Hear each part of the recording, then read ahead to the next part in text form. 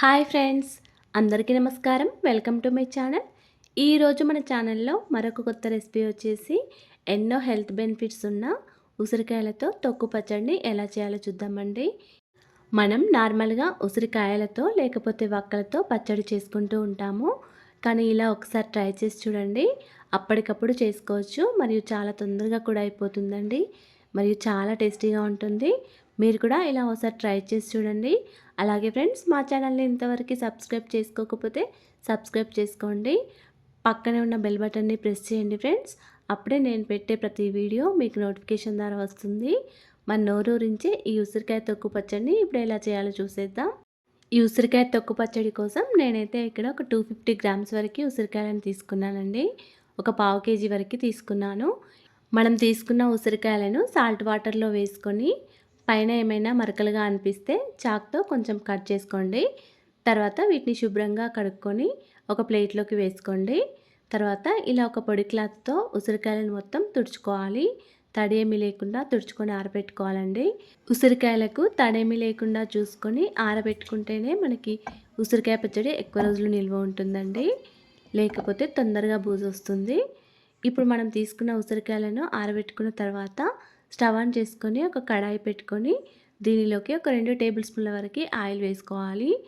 Oil వేడయ్యాక మనం తీసుకున్న ఉసిరికాయలను ఆయిల్లో వేసుకొని ఇలా ఈ కలర్ వచ్చే వరకు ఫ్రై చేసుకోవాలండి. ఎక్కువగా కూడా ఫ్రై చేయాల్సిన అవసరం లేదు. ఇలా ఈ కలర్ వచ్చే వరకు ఫ్రై చేసుకొని ఒక ప్లేట్లో తీసుకొని పక్కకు పెట్టుకోవాలి. మళ్ళీ అదే కడాయిలో పచ్చడిని పోపు పెట్టుకోవడానికి ఒక 4 టేబుల్ స్పూన్ల వరకు ఆయిల్ వేసుకోండి.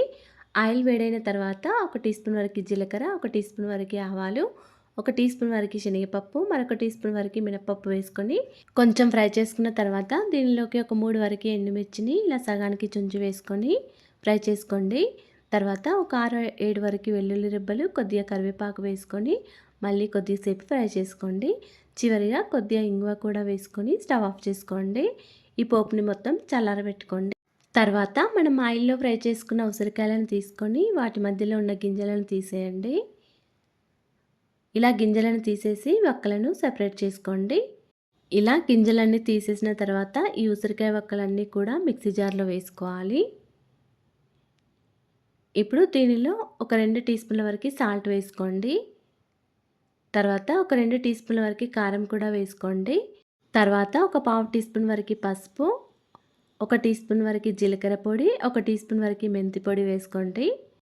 తర్వాత దీనిలోకి ఒక 10 వరకు వెల్లుల్లి రెబ్బలు, ఒక 3 నిమ్మకాయల నుండి తీసిన నిమ్మరసాన్ని వేసుకోండి.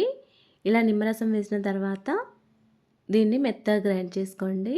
మీరు కావాలనుకుంటే ఇందులోకి ఒక పావు టీ స్పూన్ వరకు ఆవపిండినైనా వేసుకోవచ్చండి.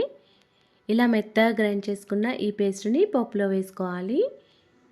ఈ పేస్ట్ మొత్తం పోపులో కలిసే విధంగా బాగా కలుపుకోవాలండి. పోపు పూర్తిగా చల్లారిన తర్వాతనే ఈ ఉసిరికాయ పేస్ట్ వేసుకోవాలండి. ఇలా పోపు మొత్తం ఉసిరికాయ పచ్చడిలో కలిసే విధంగా బాగా కలుపుకోవాలి. మీరు కావాలనుకుంటే ఒకసారి కారం, ఉప్పు చెక్ చేసుకొని దీనిలోకి కొద్దిగా కారమైనా యాడ్ చేసుకోవచ్చు. నాకైతే ఇక్కడ కొద్దిగా కారం తక్కువగా అనిపించిందండి. అందుకే మరొక 2 టీ స్పూన్ల వరకు కారం, ఒక టీ స్పూన్ వరకు సాల్ట్ కూడా వేసుకున్నాను.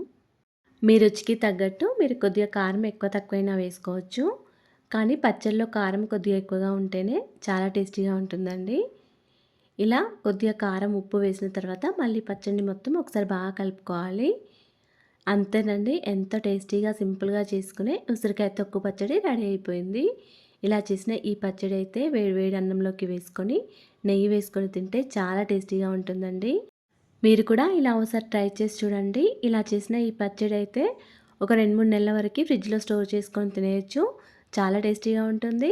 అలాగే ఫ్రెండ్స్, మా ఛానల్ని ఇంతవరకు సబ్స్క్రైబ్ చేసుకోకపోతే సబ్స్క్రైబ్ చేసుకోండి. లైక్ చేయండి, షేర్ చేయండి. ప్లీజ్ మా ఛానల్ని సపోర్ట్ చేయండి. Thanks for watching.